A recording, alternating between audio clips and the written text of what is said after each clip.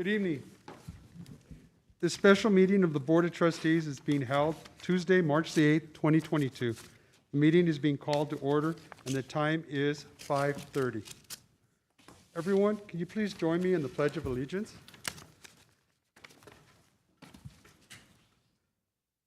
I pledge allegiance to the flag of the United States of America and to the republic for which it stands, one nation, under God, indivisible, with liberty and justice for all.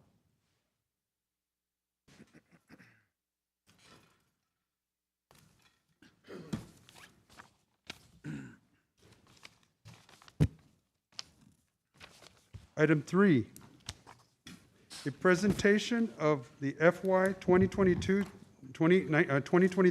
revenue estimate and the preliminary budget. Mr. Tony Ressa. Yes, President Morales, members of the board. Tonight, we're going to start the process of reviewing and adopting the budget for the Socorro Independent School District for the 22-23 fiscal year. We will hold a series of budget workshops during the spring with the ultimate objective of adopting the budget in June and adopting the tax rate in August. So what you have here is the agenda for tonight's presentation. We'll go over the current economic environment. We'll talk about the legislative update. We'll go over Governor Abbott's Taxpayers' Bill of Rights, the possible impact of Senate Joint Resolution 2. We'll look at the prospective, the early proposed maintenance and operations property tax rate, and again, it's preliminary. We'll talk about our preliminary revenue estimates for the general fund, and then we'll discuss what our current budget development activities are, and finally, we'll finish up with the April 12th budget workshop agenda. So current economic conditions are not good. Certainly, inflationary pressures are going to have an impact on our budget moving forward. So the Wall Street Journal reported that in 2021, the inflationary rate was 7.5%, which was the highest rate in 40 years. It's predicted that the Federal Reserve will probably raise interest rates 3 times this calendar year, and probably the next 2 weeks, they'll probably go up 0.25%, that's the estimate. Cost of services and supplies are increasing due to supply chain restrictions because of the pandemic, and most recently, the cost of a barrel of oil is $130. So these costs are going to have an impact, or I should say a negative impact, on our budget and the district as we move forward into fiscal year 23. Some Texas legislative changes. There's going to be a lot of turnover in the chambers, in the legislature upcoming year. The Texas House, you're going to have 26 members that are not returning, 10 Democrats and 16 Republicans, and then they're going to have 5 senators that are not going to be returning. So obviously, there's going to be a loss of experience in the legislature when they convene next year. Some notable legislative departures, you've got certainly Representative Huberty and Senator Taylor. These 2 individuals were instrumental in passing House Bill 3. A lot of experience, they did a lot of work, and Texas is going to miss these individuals. They did a lot of work, and we owe them a debt of gratitude. I didn't always agree with all their bills, but they really put a lot of work into it, and they're going to be missed. Other notable individuals are going to be leaving: Senator Sigler, Senator Nelson, Senator Lucio. Those 3 individuals, primarily Nelson, Lucio, and Taylor, were in the Senate Education Committee. They spent a lot of years, they have a lot of knowledge, and we're going to miss that. And so it's going to be interesting to see, as they replace, how those new members are going to perceive Texas school districts' finances. Some legislative topics of interest that are going to come up next year: property taxes. We'll talk a little bit about Governor Abbott's Bill of Rights. Border securities, elimination of taxpayer-funded lobbying, school vouchers, vaccine and mask mandates. And I would assume prohibiting school districts from having mandatory mask mandates without the governor's approval, and election integrity, critical race theory, library books, transgender, teacher pipeline, and finally the use of ESSER funds. The word we're hearing is that the legislature is probably going to introduce some bills to ensure that school districts are using ESSER funds properly and according to statute.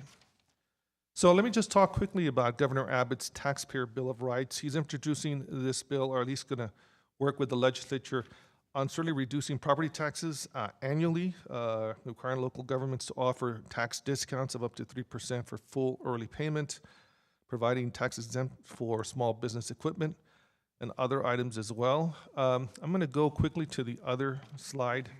Aside from also appraisal reform for transparency and so forth, I want to really talk about the local government debt. What he's also requiring is that any local debt would require 2/3 supermajority of the governing board approval.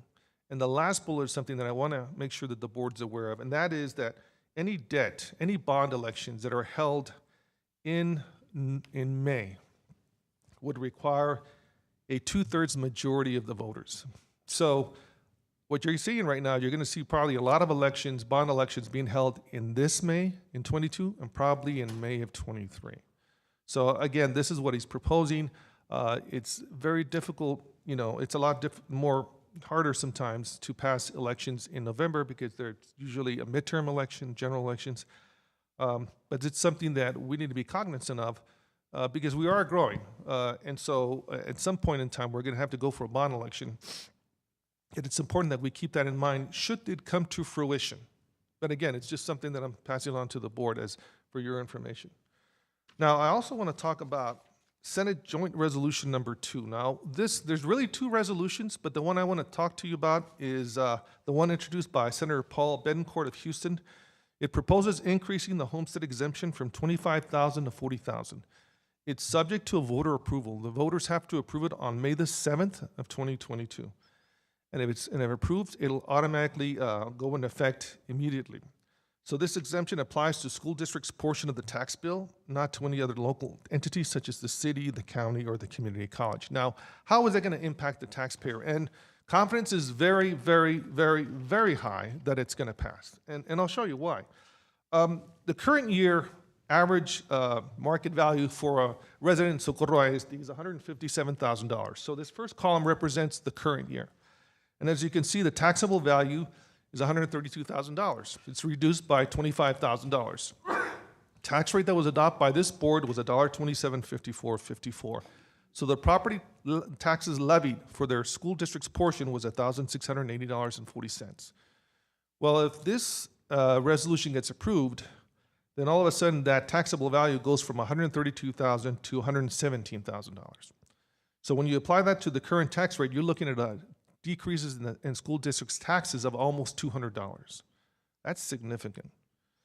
So but those are the current I guess numbers. Let's make some assumption. Let's assume that the average market value went up $5,000 from $157,000 to $162,000. So the taxable value would then go up correspondingly, $122,000. Let's just for assumption purposes say that the tax rate was increased 3 cents to $1.305454. You're still looking at almost a $90, almost $100 decrease in property taxes for school district portion of that tax compared to the current year. So you can see why, it's going to pass. It's going to pass. It's so something that we have to be aware of, and how is that going to impact our revenue estimates moving forward. So, before I go into some other information, let me just talk about the impact of the Amazon Distribution Center. So it goes on the tax rolls this year that's coming up. And so the Central Appraisal District, I did reach out to them. They're saying, we're still working on the appraisal. We'll get you a preliminary one later in the end of March. But without a doubt, if they're not one of the highest, they will be the highest single property taxpayer in the district. So that certainly bodes well for the district. And when I get that information, I'll provide you that information. Now, the local funding assumptions that I'm making right now to determine our revenue estimates in the general fund. Right now, I'm estimating, and again, it's very early, and you'll see for some of the new board members that as we get more updated information, then some of these estimates are going to change. So right now, I'm assuming M&O property tax rate of 87.8 cents. That's projecting a compressed tax rate of 82.08 and adding the 5 pennies to make it 87.08. I'm assuming that our projected tax rolls will be $12.3 billion or a 3.2% growth. Now, I just want to inform that the board and the audience that we received certified values in late April, okay? Now, the fact that we're going to have this election in May is going to kind of skew the numbers a little bit. So I'll have those numbers, but I won't have like any definite information about what we think it's going to be until after the election takes place. Our certified values are received in July. So just for your information, this maximum compressed tax rate is approved by the TA in early August after they've received the certified values. So again, it's just a reminder to the board, these projections are going to change as we get more updated information. But I'm making these projections now to have a baseline, to kind of get a base and determine what our revenues are going to be as we move forward through the budget process. I project a collection rate of 98%, and the yield per M&O penny is $1,229,000. So with respect to House Bill 3, just a reminder, House Bill 3 requires school districts to lower their M&O tax rate if property values go over 2.5%. So you'll see in this current year, 22, that our compressed tax rate was 82.65 cents, and we added the 5 pennies, and so our current M&O tax rate is 87.65 cents. I'm sorry, 87.65 cents. Now, this current year, we had 10.91% increase in our property values. So there was a significant decrease in our M&O tax rate. Because of this homestead exemption increasing, I'm projecting a much lower rate at this time. I'm projecting a 3.2% increase. So when I calculate that, I'm projecting that our M&O compressed tax rate is 82.08 cents. So I'm projecting an M&O tax rate of 87.08. So it's not very, it's still a little bit lower than what our current rate. But I won't know for sure until I get some more updated information. Now, with respect to state funding, I have to make certain assumptions. There's 2 tiers, and I'll talk about that right after this slide. But I'm estimating that our average daily attendance will be 44,529. Now, how did I get that number? Ordinarily, in a normal year, I would look at the average daily attendance for the last couple of years and kind of do a trend line to see what it is. But the last 2 years have not been normal at all. So what I did to come up with a number was I looked at our enrollment as of January the 27th, added 1%, and then I got 93.1% of that to determine the average daily attendance moving forward. It's a starting point. And then our weighted average attendance, I'm estimating to be 62,062, and it's a 1.39% increase. So state funding has 2 tiers. You have tier 1, which is the basic allotment. We get $6,160 for students in attendance. And then you have the special populations, bilingual, special ed, GT, and so forth. We also get an allotment for early education, college, career, and military readiness, dyslexia, school safety amount, transportation, and the new instructional facilities allotment. So whenever we open up a school, the state will give us additional money for that year that the school is open, and then half of that amount for the following year to furnish the school. And that's what NIFA is. So what you have here is the estimates, or revenue estimates, for Tier 1 funding that I'm projecting for this year. As we get more information, these amounts will change. But you can see that right now we're projecting the state share to be $264.1 million of revenue on the state. And that's not including the available school fund. Now, there's also Tier 2 funding. Tier 2 funding is a guaranteed equalized access to enrichment program. In other words, if a school district increases the tax rate over and above the maximum compressed tax rate, we get additional money from the state. And it's based on weighted average attendance instead of just regular attendance. And there's 2 levels. There's level 1, which is for the first 8 pennies above the MCR. You get a yield of $98.56 per watt. And then you can go up another 9 cents, and these are called copper pennies. It's $49.28. So bottom line is that's it. At that amount, you cannot increase the tax rate anymore. However, for Socorro ISD, we have access to the first 5 golden pennies. Anything above that requires an election. So having said that, this is our Tier 2, what I'm estimating for Tier 2 revenues. I'm estimating that with the 5 pennies that the board approves, and again, it's not a majority. Several years ago, it had to be a majority, a super majority to approve that.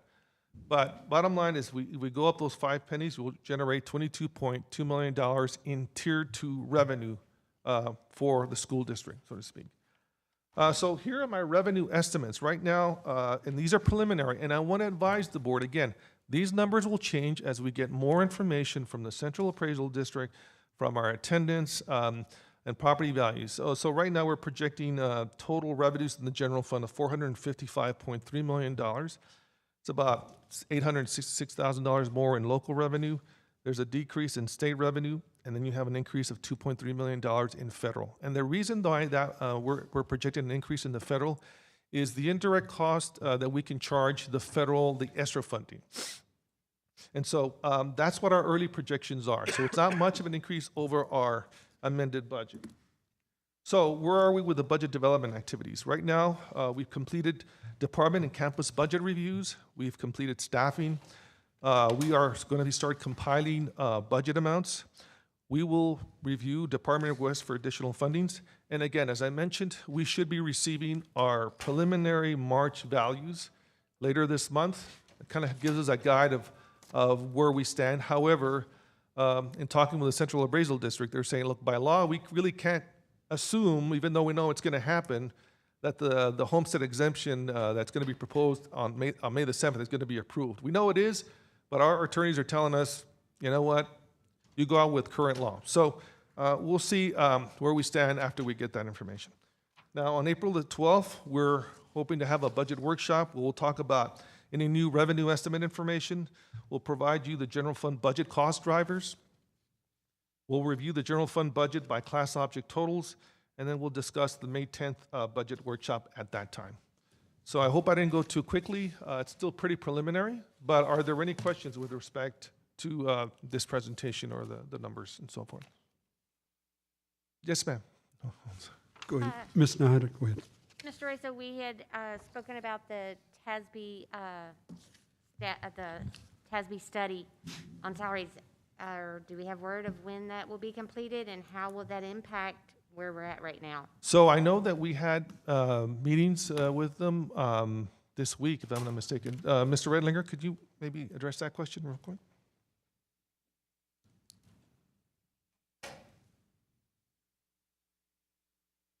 Good evening, Board President Morales and members of the board. We had a preliminary meeting on Thursday, the 3rd, and they wanted some general information in reference to where we're standing, what we're looking for, et cetera. They also asked us for some additional information in reference to classifications of certain positions so they can move forward with that information. We're compiling all of that information and sending it to them now. They did know, and we did inform them of our time crunch in reference to having this in June, if possible. They're actually going to be working as best they can with us to hopefully have us in a projected end date around the end of May, so we have time to still address before we get to June, and that's what they mentioned to us during our meeting. But basically, this meeting was just more of a kickoff in reference to getting the initial information so they could move forward. Thank you. Welcome. And I'd like just to let the board know that as a starting point, when we're going to probably start with a 2% increase, just so that we have something in the budget so we can give you some numbers. We'll start with a 2% general pay increase, of course, predicated on the fact that we still are looking and waiting for the TASB salary study. But we need to do something to be able to provide you some hard numbers. And so that's what we're going to start with, just for your information. Thank you. Any other questions this time? Thank you very much, sir. Thank you, sir. Thank you, Mr. Reza.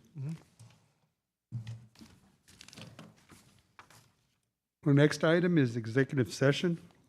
The meeting is to be closed for consultation with legal counsel regarding status of the TEA investigation, INV 2020-02-122, and for the discussion regarding terms of the contract for Dr. N. Carmen to serve as superintendent of schools under Texas Government Code Sections 551.074 and 551.071.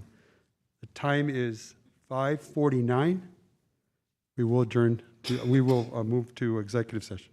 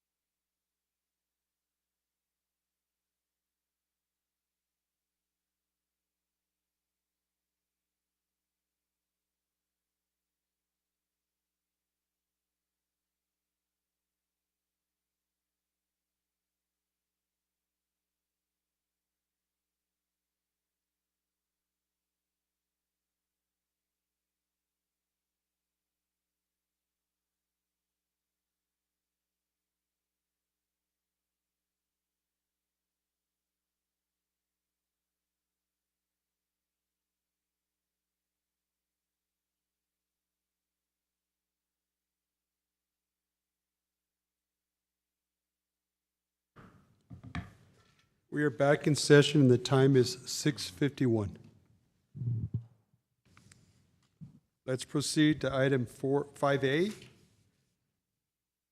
Statement regarding status of TE investigation, INV 2020-02-122.